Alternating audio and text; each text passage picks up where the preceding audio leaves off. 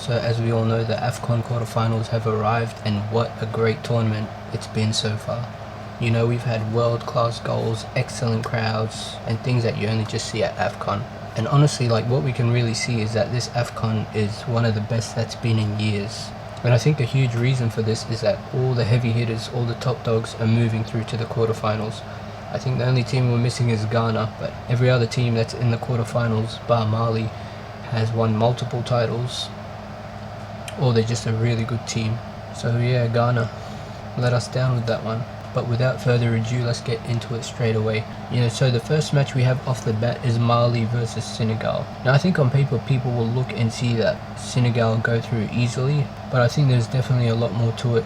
Mali is a good team, very sturdy defensively, and they play with a lot of resolve. While they lack the top end talent that Senegal has, they make up for it in effort and just overall resilience. And we've seen that when they were able to draw with Morocco. In saying that, they really lack for attacking options.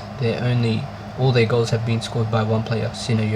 In my opinion, that's not going to cut it against Senegal, who top to bottom just laden with talent on every line. So I think that that'll be a really tough matchup for Mali to overcome. As we've seen in the group stage, Senegal just cruised through, beating every team they came across with absolute ease, with their only tough assignment coming against the Congolese team, who themselves, are very underrated and were able to push Algeria all the way. If it wasn't for that Bolbina screamer, Congo could have been progressing, but it wasn't meant to be. So you look back at the previous round and how Senegal played, and they just, you can see the talent difference. They went down 1-0 early to Sudan, but it ended up being 3-1, which kind of flattered Sudan, and the score could have been much worse. It could have been 5-6-1, to be honest, if it wasn't for all them offsides. With all the influx of talent, the elder statesmen like Mane, who's been playing really well this AFCON. Koulibaly comes back after missing the last game due to a red card. And then they have all the young guys, Papa Gueye, Ndai, Mbaye, and Jackson. So all of that, I just think it's too much for Mali to overcome, and I think Senegal wins quite convincingly. My prediction is Senegal will win 3-1. The next matchup, we have Morocco versus Cameroon. Now this one will be an absolute blockbuster, because you have Morocco, who is the highest ranked African team by FIFA, versus Cameroon, who in their own right are the second most successful team in AFCON with 5 titles. And despite being the heavy favourites for the tournament, I don't think Morocco have really stamped their authority like that, or have really separated themselves from the others. So I think this would be a good test for them, a good matchup. Cameroon in their own right are a solid team. One of their matches against the Ivory Coast earlier in the group stages, that match was like a final. It had the intensity of a final. And some key matches I think that will decide this match will be Baliba versus Diaz matchup. In Baliba, you have an outstanding young defensive midfielder who can just stifle and stop every sort of attack. In Diaz, you have the most dynamic attacking player at this AFCON.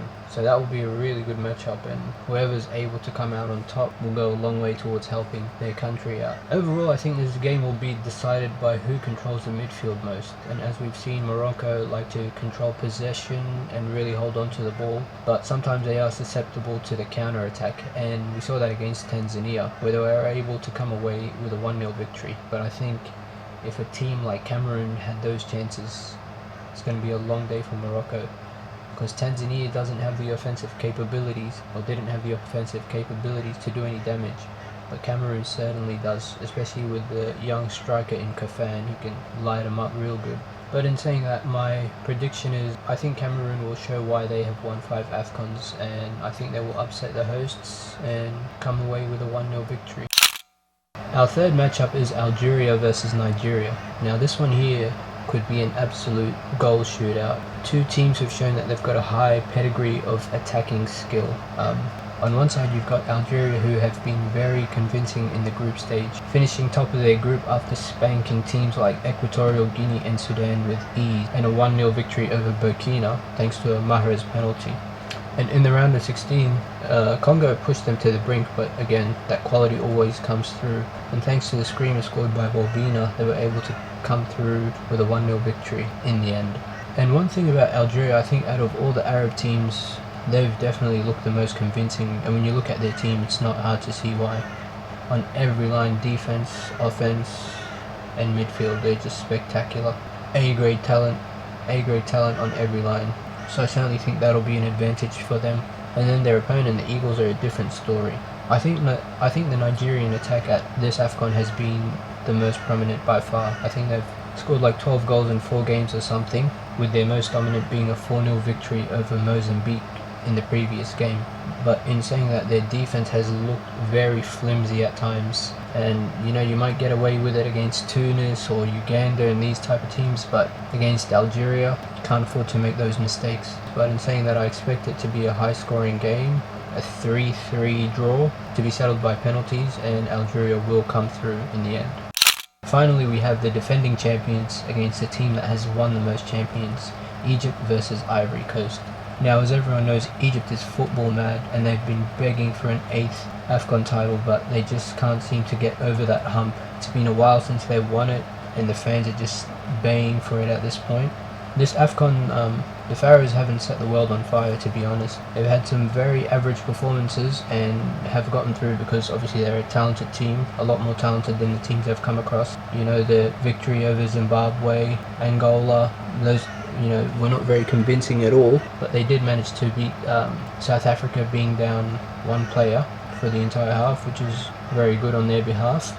But in saying that, the match at the round of 16 really showed that Egypt is really just with the chasing pack at the moment.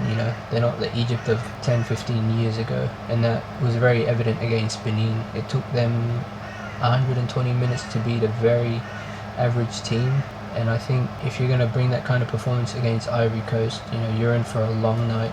And I think Ivory Coast will be coming into this match with full confidence that they can get the job done because, number one, they're defending champions, so they have that championship pedigree and know what it takes to win. And number two, they're really battle tested. They played arguably the match of the tournament so far against Cameroon in the group stage, where it was a 1-1 draw, and everyone was in awe of how good that game was. Both teams just left it all out there, and I think as the tournaments progress, you really see Ivory Coast have just really showed that they can hang with the big boys in Senegal and Morocco and Algeria. Going forward, their attack is a lot better than Egypt's, and I think the recent injuries to Hamdi and Trezeguet will really take its toll on the Egyptian team, and it'll probably fall on the shoulders of Abdel Fattah to hold down the fort defensively and try contain Diallo, who has been at his dynamic best. And now with Hamdi out due to an ACL injury, it will most likely be Abdel Fattah who plays on that left side, and he will have the job of containing Diallo, and I'm just not sure he can do it for 90 minutes. So I think for that reason, Ivory Coast will go in as favourites and will have full confidence to get the job done, and I think they will win pretty comfortably. I'm predicting a 2-0 victory to Ivory Coast.